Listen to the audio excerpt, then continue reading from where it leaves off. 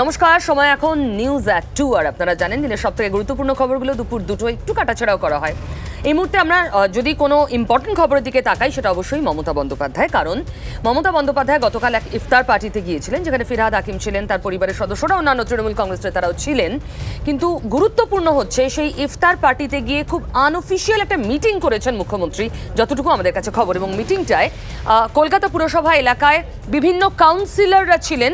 সেখানে মমতা বন্দ্যোপাধ্যায় সেই কাউন্সিলরদের কিছু ডেফিনিট ইনস্ট্রাকশন দিয়েছেন এই ভোট সংক্রান্ত।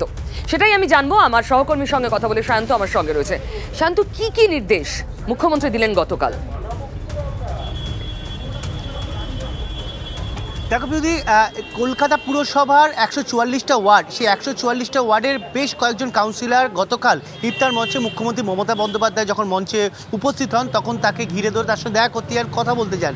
তখন মুখ্যমন্ত্রী মমতা বন্দ্যোপাধ্যায় সেই সব কাউন্সিলরদের মূলত জানতে চান তাদের ওয়ার্ডগুলোর অবস্থা কী হয়ে রয়েছে, ওয়ার্ডগুলোতে গুরুত্ব দিয়ে কাজ করছেন কি না, মানুষের পাশে কতটা থাকতে পারছেন, লোকসভা নির্বাচনের আগে কোনো রকম কোনো বিষয় যেন খামতি না থাকে। অর্থাৎ সব কিছু কাউন্সিলর কাছ থেকে তিনি জেনে নেন। এমনকি বেশ কিছু উপদেশ দিয়েছেন যে কাউন্সিলরদের যেন মানুষের পাশে থাকতে হবে। কাউন্সিলররা লোকসভা নির্বাচনের আগে ওয়ার্ডে যত গুরুত্ব দিয়ে কাজ করবে সেই প্রভাব কিন্তু পড়বে তাদের যিনি মনোনীত প্রার্থী, অর্থাৎ উত্তর, দক্ষিণ এবং যাদবপুরের আংশিক, ডায়মন্ড হারবারের আংশিক ওয়ার্ড কিন্তু কলকাতা পুরসভাকে নিয়ে বিস্তৃত। সেই সব যে লোকসভার মনোনীত প্রার্থী তৃণমূলের তাদের উপর তাদের জেতার ক্ষেত্রে, তাদের মার্জিন বাড়ানোর ক্ষেত্রে প্রভাব পড়বে। গত লোকসভা নির্বাচনে 51টি ওয়ার্ড বিরোধীদের থেকে পিছিয়ে ছিল শাসক দল, 47টা বিজেপি এগিয়ে ছিল, 4টা এগিয়ে ছিল বামেরা। এই 51 যে ঘটনাটা ঘটেছিল তার পুনরাবৃত্তি যাতে না হয় তার জন্য কিন্তু এবার কিন্তু আগেভাগে যথেষ্ট সতর্ক তৃণমূল শিবির। সেই কারণে কাউন্সিলররা যারা যারা গিয়েছিলেন তাদের কিন্তু বারবার করে বলে দেওয়া হয়েছে যে অবস্থা কী রয়েছে, ওয়ার্ড কেমন রয়েছে, ওয়ার্ডে কাজকর্ম ঠিকমতো হচ্ছে কিনা। 70 নম্বর ওয়ার্ড ভবানীপুর, যেটা খোদ মুখ্যমন্ত্রীর বিধানসভার মধ্যে পড়ে, সেই 70 নম্বর ওয়ার্ডের তিনি কাউন্সিলর অসীম বসু, তিনি কিন্তু নিজের ওয়ার্ড নিয়ে স্বাভাবিকভাবে একটু উদ্বেগ প্রকাশ করেন। কেন? সেটা হচ্ছে বিজেপি প্রভাবিত ওয়ার্ড, সেখানে বিজেপির প্রভাব অনেক বেশি।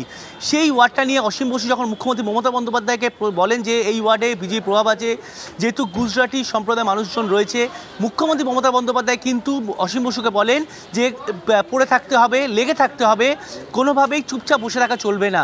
অর্থাৎ মুখ্যমন্ত্রী মমতা বন্দ্যোপাধ্যায় কিন্তু পেপ টক দেওয়ার চেষ্টা করেছে সব কাউন্সিলরদের, যাতে অন্তত শান্ত সঙ্গে থাকো। আমি আপনাদের বলি যে আমরা গতকালই দেখিয়েছি, গত পরশু এবং আজও অভিষেক বন্দ্যোপাধ্যায় মিটিং করছেন তার নিজের কেন্দ্র ডায়মন্ড হারবার লোকসভা নিয়ে, কিন্তু সেখানেও ওই টার্গেট, সেখানেও একদম ওয়ার্ড ধরে ধরে বলা হচ্ছে নেতাদের এই ওয়ার্ডগুলো পিছিয়ে থাকা ওয়ার্ড। এতটা ডিটেইল রিসার্চ করেছেন অভিষেক এবং তার দল। আপনারা এই পিছিয়ে থাকা ওয়ার্ডগুলোতে যান। এতটাই মাইনিউটলি, এতটাই তৃণমূল স্তরে পৌঁছানো গিয়েছে যে অভিষেক সেই প্রস্তুতি পর্বে তার আজকেও মিটিং করছেন, তিনি হয়তো আজকেও তেমন কোনো নির্দেশিকা দেবেন। মানে মমতা বন্দ্যোপাধ্যায় দলের 1 নম্বর এবং অভিষেক বন্দ্যোপাধ্যায় দলের 2 নম্বর, দুজনেই কিন্তু তৃণমূল স্তর পর্যন্ত কোথায় কোথায় কে কে পিছিয়ে রয়েছে, কোন ওয়ার্ড পিছিয়ে, কোন ওয়ার্ডে খারাপ অবস্থা, সবটুকু দেখে দেখে ভোটে এগোচ্ছেন। মানে অঙ্ক কষে, এটাকে অনেকেই বলছেন কর্পোরেট স্টাইল। চলুন অভিষেকের মিটিং নিয়ে আজকে আরও একবার কথা বলি। আমার সঙ্গে আমার অন্য সহকর্মী সৌরভ গুহ রয়েছে, আমি ওর সঙ্গে কথা বলবো, কিন্তু তার আগে বিজেপির অভ্র সেন আমার সঙ্গে রয়েছেন। আমি অভ্রর সঙ্গে একটু কথা বলি। অভ্র, আপনারা এখনো ক্যান্ডিডেটই ডায়মন্ড হারবারে দিতে পারেননি। আমি শুধু ডায়মন্ড হারবার নিয়েই আপাতত জিজ্ঞেস করছি, না আমি ঠিক করতে পারেননি, সেখানে ওয়ার্ড ধরে ধরে ছক করছেন, স্ট্র্যাটেজি ঠিক করছেন অভিষেক। বিরোধী এটা একটু ভুল ভাবে ব্যাখ্যা বা বিশ্লেষণ হচ্ছে বলে আমার মনে হয়। এটা বুঝতে হবে যে ভারতীয় জনতা পার্টি সর্বভারতীয় পার্টি এবং 543টা সিটে কিন্তু দেশব্যাপী এনডিএই কিন্তু কন্টেস্ট করছে। কিন্তু আপনি যদি ইন কম্প্যারিজন দেখেন তৃণমূল কংগ্রেস নামক আঞ্চলিক দলটা কটা সিটে কন্টেস্ট করছে, আপনি দেখতে পাবেন আমাদের রাজ্যে 42টাতে এবং আর 4টে রাজ্যে কোথাও একটা দুটো এরকম করে। এবং ইন্ডিয়া অ্যালায়েন্সে মাত্র একটা রাজ্যে তারা একসঙ্গে কন্টেস্ট করছে, সেটা হচ্ছে উত্তরপ্রদেশ, মাত্র একটা সিট, আর বাকি 2-1টা রাজ্যে 1-2 করে দাঁড় করিয়েছে। এবার আপনি যদি এই কম্প্যারিজনটা বোঝেন এবং করেন এবং দর্শক বন্ধুরা যদি করে, তাহলে বুঝতে পারবে একটা এত বৃহৎ দল যেটা পুরো দেশব্যাপী ইকুয়েশনস আমরা ঠিক করছি, বুঝছি এবং ক্যান্ডিডেট ঠিক করছি, তার কম্প্যারিজনে এরকম একটা দল যেটা একটা ফাইন, সেটা আপনাদের ইন্টারনাল থিংকিং, আপনারা কাকে ঠিক করছেন, কবে দেবেন। আমার বক্তব্য সময় চলে যাচ্ছে এবং যেভাবে টার্গেট সেট করে একদম তৃণমূল স্তরে স্ট্র্যাটেজি ঠিক করা হচ্ছে। অভিষেক প্রত্যেকদিন, আজকেও মিটিং চলছে, এক্ষুনি আমি আমার সহকর্মীর সঙ্গে কথা বলবো, সেখানে কোথাও বাকি শুধু আপনারা নন, সমস্ত বাকি বিরোধী যারা কেউ ক্যান্ডিডেট দেননি তারা পিছিয়ে পড়ছেন না।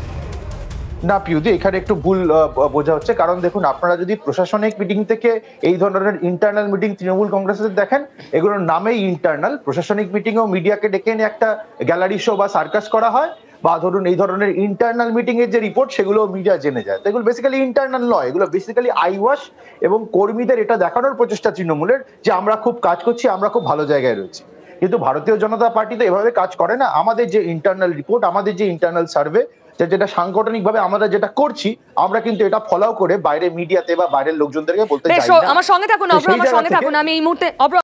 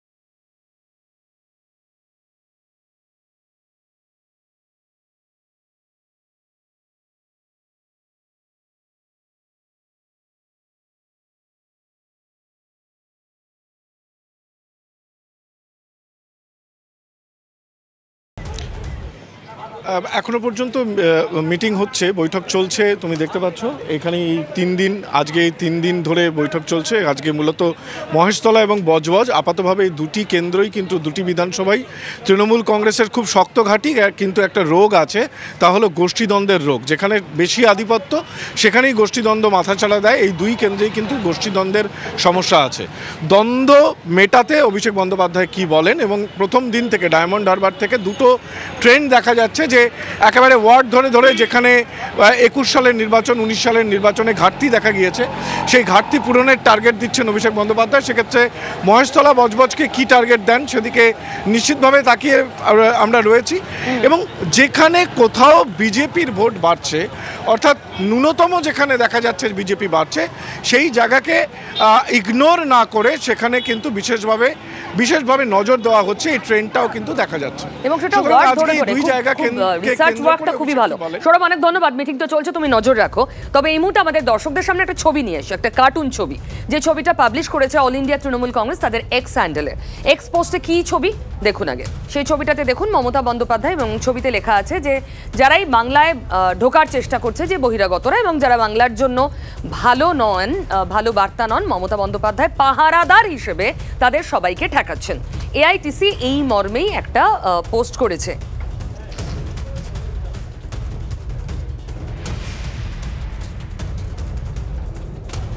খুব স্বাভাবিকভাবে এরকম একটা পোস্টের পরে বিজেপি রেড়ে করে ময়দানে নেমে পড়েছে, এবং সেই সোশ্যাল মিডিয়া অমিত মালভিয়া থেকে শুরু করে সুকান্ত মজুমদার প্রত্যেকে রিয়াক্ট করছেন, বলছেন এটা অত্যন্ত অপমানজনক। মমতা বন্দ্যোপাধ্যায়ের এক পা তোলা এবং তিনি পাহারাদারের মতো গার্ড করছেন বাংলাকে। আমি তন্মার কাছে আবার আসি। তন্মা, এই যে আবার নতুন তরজা, মানে কার্টুন কালচার তো একটা মানে বাংলার রাজনীতিতে বহু যুগের কালচার, তো আজকের দিনে কার্টুন নিয়ে এরকম চর্চা হয় কেন? দেখো, কার্টুন মানে আগে রাজনৈতিক নেতারা ভাবতেন আমার কার্টুন বেরিয়েছে মানে আমি জাতে উঠেছি রাজনীতিতে, অর্থাৎ আমার একটা ক্লাস তৈরি হয়েছে, আমার একটা শ্রেণী তৈরি হয়েছে, আমাকে নিয়ে কার্টুন আঁকেন কার্টুনিস্টরা। সেই কার্টুন কিন্তু এখন অতীত হয়ে গিয়েছে, ফলে বাংলা যে সংবাদপত্র সেখানে সেই কার্টুন থাকে না। আমরা কার্টুনটা নিয়ে খুব বেশি আলোচনা করেছিলাম, তুমি খেয়াল করে দেখবে রাজ্যে পট পরিবর্তনের পর অম্বিকেশ মহাপাত্র অধ্যাপক তিনি গ্রেপ্তার হয়েছিলেন, কারণ তিনি সোনার কেল্লার ওই একটি জায়গায় লিখেছিলেন মুকুল ভ্যানিশ, এইটা নিয়ে কিন্তু শেয়ার করেছিলেন, তাতেই কিন্তু গ্রেপ্তার হয়ে যেতে হয়েছিল তাকে এবং তার যে সোসাইটি ছিল আবাসন কমপ্লেক্সের সেখানকার সেক্রেটারিকে। ফলে এই কার্টুন তখন থেকে আলোচনা হয়ে আসে, এবং তারপর আমরা যেটা সংবাদ শিরোনামে আসেনি, সংবাদ মাধ্যমে আসেনি, আরামবাগের একজন শিক্ষক তিনি একটি পত্রিকা বের করেন, সেখানে এটি কার্টুনের জন্য তাকে জেল খাটতে হয়েছিল, সেটা কিন্তু প্রকাশ আসেনি, তিনি ভয়ে সেটা নিয়ে কমপ্লেন করতে চাননি। সেই কার্টুন কিন্তু আবার ফিরেছে, অর্থাৎ এই কার্টুনটা যেটা দেখা যাচ্ছে এখানে কি কেউ আহত হবেন, কাউকে কি ফেলে দেওয়া হচ্ছে, খাদে ফেলে দেওয়া হচ্ছে, কার্টুনে যাদের ফেলা হচ্ছে তাদের সঙ্গে কারো সাজুজ্য আছে একবারেই। সেখানেও রাজনৈতিক নেত্রী একজন তিনি লাথি মারছেন, আর একজন হচ্ছে যে পড়ে যাচ্ছে, এরকম কার্টুনের ছবিটা রয়েছে। ফলে এই কার্টুন তরজা এবং কমিশনে গিয়ে প্রাণহানি হতে পারে সেই আশঙ্কা নানানভাবেই কিন্তু এখন যে তরজাগুলো হচ্ছে সেই তরজা উঠে আসতে পারে, আরেকটা নতুন রসদ। আবার ভোটের আগেতে কার্টুন নিয়ে কিন্তু একটা নতুন রসদ, ওর বিরুদ্ধে অভিযোগ করছে, ওর বিরুদ্ধে অভিযোগ, মানে ভোটের বঙ্গে আরেকটা রঙ্গ, ভোটের বঙ্গে আরেকটা রঙ্গ, এবং সেটা কার্টুন রঙ্গ বলতে পারো। এই কার্টুনের ইতিহাস বাংলায় রয়েছে, অম্বিকেশ মহাপাত্র রয়েছেন জলজান্ত উদাহরণ, তার সঙ্গে শিল্প একটা শৈল্পিক ছোঁয়া সবসময় থাকতো, মানে কে কত বুদ্ধিমত্তার পরিচয় দিচ্ছে। এখানে এখন সেটা চলে যাচ্ছে খেউড়ের জায়গায় চলে যাচ্ছে, ফলে সেই যে শৈল্পিক বুদ্ধিমত্তা এবং একদম একটা গুঁড়ো রাজনৈতিক বার্তা থাকতো কার্টুনের মধ্যে, সেগুলো এখন নেই। এখন হচ্ছে একদম সামনাসামনি যা ছবিতে দেখি, কারণ আমরা সম্ভবত 2016 নির্বাচনে এরকম একজন প্রার্থীকে দেখেছিলাম, তাকেও এইভাবেই কেউ একটা কচুবনে ঝোপে ফেলে দিচ্ছেন, সেই ছবিটাও বোধহয় কোথাও মনে পড়ে যাচ্ছে। সব মিলিয়ে কার্টুন রঙ যা বলছি। তখন আমি আবার আসবো তোমার কাছে, তবে সন্দেশখালির দিকে আমাদের তাকাতেই হচ্ছে, কারণ একটু পরেই দুপুর 2টোর সময় ছিল, এখনো শুরু হয়নি। সন্দেশখালিতে রেখা পাত্র বিজেপির যিনি প্রার্থী তার সমর্থনে রাজ্যের বিরোধী দলনেতা হাঁটবেন অনেকটা রাস্তা, তিনি সভা করবেন, এবং প্রধানমন্ত্রী নিজে ফোন করেছিলেন রেখা পাত্রকে। ফলে এই মুহূর্তে সন্দেশখালি তো এমনি হটস্পট, মহিলা ভোট, আর মহিলা মানেই রাজ্যে 50% ভোট।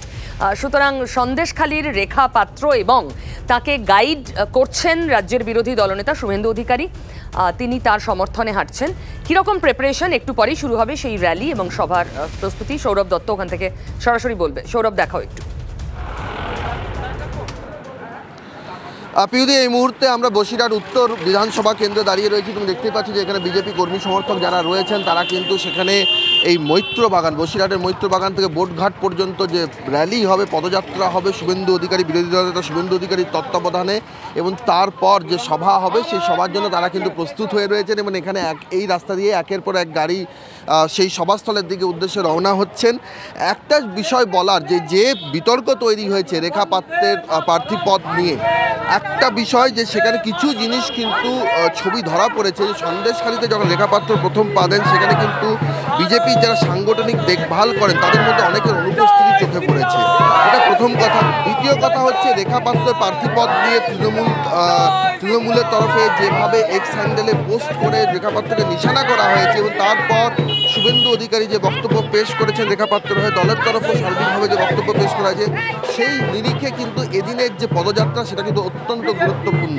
কারণ প্রথম দিনের যেটা ছিল সেটা ছিল সন্দেশখালীর ভূমিকন্যা হিসেবে রেখা পাত্র প্রার্থী ঘোষণার পর সন্দেশখালীর মাটিতে পা দিলেন, কিন্তু এবার বর্ষিরহাট লোকসভা কেন্দ্রের প্রার্থী হিসেবে যে প্রচার, সেই প্রচার শুরু হলো, এবং সেখানে শুভেন্দু অধিকারীর তত্ত্বাবধানে সেই প্রচারের সূচনা। এক্স্যাক্টলি সৌরভ, আমি ঠিক এই পয়েন্টেই আসতে চাইছি।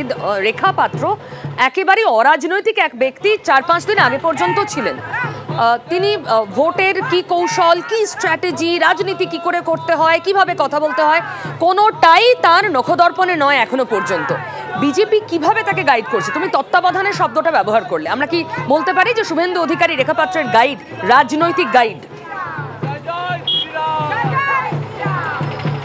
পিউদি, তোমার কথা সূত্র ধরে আমি বলতে পারি যে রেখা পাত্র যে ঘোষণা হয়েছে রবিবার দিন, গত রবিবার, তারপরে এখনো পর্যন্ত কিন্তু শিক্ষানবিশ প্রার্থী বিজেপি, এবং তাকে পুরোদস্তুর রাজনৈতিক প্রার্থী করে তোলার ক্ষেত্রে মেনটেন যদি কেউ হয় তাহলে সেটা কিন্তু শুভেন্দু অধিকারী, বিরোধী দলনেতা শুভেন্দু অধিকারী, এবং সেই জন্য তার প্রচার সূচি থেকে শুরু করে তিনি কী কী কথা বলবেন, কোন কোন প্রশ্নের কী কী উত্তর দিতে পারেন, সবটাই কিন্তু একেবারে শুভেন্দু অধিকারীর পাঠশালায় রেখা পাত্রকে সেই ছাত্রী হিসেবে ধরা। সৌরভ, সঙ্গে থাকো, আমি অভ্রর কাছে একবার আসি। অভ্র, রেখা পাত্র শুধু নন, রেখা পাত্র তো বটেই, তিনি কমপ্লিটলি রাজনীতির বাইরের থেকে এসেছেন। ইভেন আমরা অভিজিৎ গাঙ্গুলিকেও তাই দেখলাম যে তিনি কিছু বলতে গেলেই পাশ থেকে ইনস্ট্রাকশন আসছে। এবং কোথাও কি এই যারা নতুন বিজেপিতে এসেছেন তাদের রাজনৈতিক গাইড হিসেবে বিরোধী দলনেতাকে দেখা যাচ্ছে, মানে এটা দলের কৌশল? দেখুন, ভারতীয় জনতা পার্টি বিগত কয়েক বছরে আমাদের পশ্চিমবাংলায় কিন্তু বিপুল জনসমর্থন পেয়েছে এবং বিভিন্ন সমাজের স্তর থেকে বিভিন্ন রকমের মানুষ কিন্তু আমাদের দলে যুক্ত হয়েছেন এবং এসছেন, তারা কাজ করছেন সক্রিয়ভাবে। তো এটাকে আমরা স্বাগত জানাই। তারা নেতৃত্ব স্থানীয় জায়গাতেও পৌঁছেছেন এবং দলকে নেতৃত্ব দিচ্ছেন এবং পরবর্তীকালেও দেবেন। বিষয়টা হচ্ছে যে এই ধরনের ব্যক্তি বিশেষ যখন আমাদের দলে কেউ আসছে, সাধারণ মানুষ হতে পারে, কোনো খেটে খাওয়া মানুষ হতে পারে, গ্রামের যেমনি রেখা পাত্রকে নিয়ে আপনারা বলছেন, বা অভিজিৎ গঙ্গোপাধ্যায় এক্স জাস্টিস, এদেরকে কিন্তু কুরুচিকর আক্রমণে নামছে রাজ্যের শাসক দল তৃণমূল কংগ্রেস। আমরা তো ভুলে যাইনি যে জাস্টিস অভিজিৎ গঙ্গোপাধ্যায়কে কিভাবে ব্যক্তিগত আক্রমণ করলো এই তৃণমূল কংগ্রেস বিগত কিছুদিন ধরে, উনি ভারতীয় জনতা পার্টি জয়েন করার পর। এবং সাম্প্রতিক লাস্ট 1-2 দিনে আমরা কি দেখতে পারলাম, একদম মাটির মানুষ রেখা পাত্র, সেটা আপনারাই কিন্তু বলছেন, সেই মাটির মানুষকে কুরুচিকর ব্যক্তিগত আক্রমণে নামলো এই তৃণমূল কংগ্রেস। তৃণমূল কংগ্রেসের একাধিক অফিসিয়াল টুইটার হ্যান্ডেল থেকে আপনারা যদি দেখান সেটা খুব ভালো হয়, ওনার ব্যাপারে কুরুচিকর মন্তব্য আমরা গতকালই করেছি। কুরুচিকর কাকে বলছেন জানি না, ওই ব্যক্তিগত তথ্য সামনে আনার অভিযোগ আপনারা গতকালই করেছেন, আমরা দেখি। না, আমি আরো বলছি কান্দি তৃণমূলের অফিসিয়াল যে হ্যান্ডেল আমার কাছে তথ্য রয়েছে, সেখানে ওনার ফটোশপ করে ফেক ফটো সার্কুলেট করা হচ্ছে। এটা কি সমর্থন করা যায়? তাহলে যদি রেখা পাত্রের মতো একজন মাটির মানুষের সঙ্গে তৃণমূল কংগ্রেস এই কাজটি করে অফিসিয়াল হ্যান্ডেল গুলো থেকে, এবং আপনারা এক্ষুনি উল্লেখ করলেন, যেটা একদম ঠিক উল্লেখ করেছেন, তার পার্সোনাল ডিটেলস ভাইরাল করে দেওয়া হলো এক্স হ্যান্ডেলে পোস্ট করে, এগুলো তো করা উচিত নয় বা করা যায় না। সেজন্য গাইডের প্রয়োজন। কিন্তু আমার সময় কম বলে আমি বারবার কাটছি আপনাকে। আমার আপনার থেকে জানার, কার্টুন নিয়ে আপনারা এত শোরগোল সোশ্যাল মিডিয়া কেন করছেন? মমতা বন্দ্যোপাধ্যায়কে পাহারাদার হিসেবে দেখাতে চাইছে তার দল। পিউদি, প্রথমত বলি, রেখা পাত্র কিন্তু বাধ্য হয়েছেন ন্যাশনাল উইমেন কমিশন এবং এসসি কমিশনে অভিযোগ দায়ের করার জন্য। যা পরিস্থিতি তৃণমূল কংগ্রেস ওনাকে অসম্মান করে তৈরি করেছে, এবং এটা সার্বিকভাবে দেখাচ্ছে যে মা বোনেদের কিন্তু সম্মান করে না তৃণমূল কংগ্রেস। এবং কামিং ব্যাক টু আপনার এই কার্টুন নিয়ে প্রশ্ন, দিদি কার্টুন নিয়ে কোনো অসুবিধা নেই। কার্টুন তির্যকভাবে কোনো মন্তব্য করতে পারে, কোনো আইডিয়াকে মানুষের কাছে পৌঁছে দিতে পারে, কিন্তু বিষয়টা হচ্ছে কার্টুনের এই যে স্পেসিফিক কার্টুনটার কথা আপনি বলছেন, সেই কার্টুনের কন্টেন্টটা কি? সেই কার্টুনের কন্টেন্টে দেখা যাচ্ছে কাউকে একজনকে দেখানো হয়েছে বা বোঝানো হয়েছে যিনি নাকি কোট আনকোট বহিরাগতদের এই রাজ্যে ঢোকার থেকে আটকে দিচ্ছে, তাই তো? কিন্তু এখানেই তো প্রশ্ন আসছে ডাইলিউশনের বা হিপোক্রেসির, পিউদি। কারণ এই যে দলটির কথা বলছেন তৃণমূল কংগ্রেস, আপনি খালি দেখান এদের ক্যান্ডিডেট প্রোফাইল। কীর্তি আজাদ কোথাকার মানুষ? বিহারের মানুষ। শত্রুঘ্ন সিনহা কোথাকার মানুষ? বাইরের মানুষ। আপনাদেরও পবন সিংকে নিয়ে কথা বলবে, যদি আপনারা তুলে নিয়েছেন। দ্রুত শেষ করুন। ইউসুফ পাঠান গুজরাটের, সাকেত গোখালে কোথাকার মানুষ? বাইরের রাজ্যের মানুষ। সুস্মিতা দেব কোথাকার মানুষ? আসামের মানুষ। তারপর একের পর এক এরকম আপনি যদি ফর্দ ধরে বলে যান, একের পর এক কোট আনকোট বহিরাগত, যারা এরা বহিরাগত বলে কিন্তু আমরা বহিরাগত বলি না, তারা এনে জনপ্রতিনিধি করেছে এই রাজ্য থেকে। এটা তো চলতে পারে না। তারপর আমাদের দলের হয়ে যদি কোনো প্রধানমন্ত্রী আসেন, আমাদের দেশের প্রধানমন্ত্রী এলেন বা কোনো মন্ত্রী এলেন, তখন তারা বলছে বহিরাগত। অনেক ধন্যবাদ অভ্র, অনেক ধন্যবাদ আপনাকে। খুব স্বাভাবিক, যুক্তি পাল্টা যুক্তি তো আছে, তবে তৃণমূলেরও পাল্টা যুক্তি আছে। দিলীপ বাবুর মন্তব্যকে হাতিয়ার করে তারাও কমিশনে গিয়েছেন। সব মিলিয়ে ভোটের আগে জমজমাট রাজনীতি। এইমাত্র খবর পেলাম যে আজ নাকি জট কাটার একটা প্রবল সম্ভাবনা রয়েছে। কিসের জট? বাম আর আইএসএফ এর সিট শেয়ারিং এর জট। প্রদীপ্ত আমার সহকর্মী আমার সঙ্গে রয়েছে। প্রদীপ্ত, মানে কোন রফায় জট কাটতে পারে আর কিসেরই বা এত জট? দেখো, জট হয়ে রয়েছে তার কারণ কে কোন আসন ছাড়বে, কে কোন আসন ছাড়বে না, এ নিয়ে আলাপ আলোচনার স্তরেই গোটা বিষয়টা বারংবার চলছে, কোথাও গিয়ে মীমাংসা হচ্ছে না। প্রথমত সিপিআইএম সমস্যায় পড়েছে, তার যে শরিক দলগুলো রয়েছে তারাই একের পর এক আসন ছাড়তে নারাজ। ফলে শরিকদের হাত থেকে যদি আসন তারা না নিতে পারে, তাহলে সিপিআইএমের পক্ষে সেই আসন কংগ্রেসকে ছাড়া সম্ভব নয়, আবার আইএসএফকেও ছাড়া সম্ভব নয়। কিন্তু তারও মধ্যে কোথাও একটা রফাসূত্র তারা খোঁজার চেষ্টা করছে। কিছুক্ষণের মধ্যে বামফ্রন্টের তাদের বৈঠক শেষ হবে এবং সেই বৈঠক থেকে তারা একটা কোথাও রফাসূত্র এবং তারপর আইএসএফের জন্য বেশ কয়েকটি আসন ছেড়ে রেখে তারা তাদের চতুর্থ দফার প্রার্থী তালিকা প্রকাশ করবে এবং সে কারণেই মনে করা হচ্ছে কোথাও হয়তো একটা জট কাটতে পারে। কিন্তু এমনটি নয় যে আইএসএফের জন্য তারা যা যা ছেড়ে রাখলো সেটাই আইএসএফ সন্তুষ্ট হলো। আইএসএফ যদি তাতে সন্তুষ্ট না হয় তাহলে জট আবারও অব্যাহত থাকবে এবং সিপিআইএম চাইছে যে এক এক করে আইএসএফ এর সঙ্গে যে জট রয়েছে সেটা মীমাংসা করতে। মূল জট তো ডায়মন্ড হারবার হতে পারে, কারণ নওশাদ একাধিকবার বলেছেন তিনি নিজে দাঁড়াতে চান, বিমান বাবু বলেছেন তিনি জানতেনই না আইএসএফ এর ইন্টারেস্টের কথা। এই জটটা কিভাবে ছাড়বে? দেখো, এই জট ছাড়ার ক্ষেত্রে সিপিআইএম কংগ্রেস সকলেই নির্ভর করছে নওশাদ সিদ্দিকীর ওপরে। নওশাদ সিদ্দিকী যে কথা জানাচ্ছেন তা হচ্ছে 2-3 দিনের মধ্যেই তারা তাদের অবস্থান স্পষ্ট করে দেবে এবং সেই অবস্থান স্পষ্ট হওয়ার পরই কিন্তু সিপিআইএম সিদ্ধান্ত নেবে যে ওই আসনে তারা প্রার্থী দেবে কি দেবে না। যদি নওশাদ সিদ্দিকী নিজে প্রার্থী হন তাহলে সিপিআইএমের তরফ থেকে অন্য কোনো কথা তারা ভাবনা চিন্তা করবেন না, আর না হলে সিপিআইএমের তরফ থেকে ছাত্র নেতা প্রতিকুর রহমানকে প্রার্থী করা হবে। এটা মোটামুটি ঠিক হয়ে রয়েছে, কিন্তু তারা দেখছে যে আদৌ নওশাদ ওখানে লড়বেন নাকি লড়বেন না, তার কারণ দীর্ঘ টানাপোড়েন একটা চলছে, টানাপোড়েনের শেষ কোথায় বিশ্বাস করে উত্তরটা আমরাও জানতে চাই, কিন্তু আর তো সময় নেই। এই মুহূর্তে আর জানা যাবে না, দেখা যাক আজ দিনের মধ্যে এই জট কাটে কিনা, প্রকাশ্যে আসে কিনা। এখন এ পর্যন্তই, সঙ্গে থাকুন।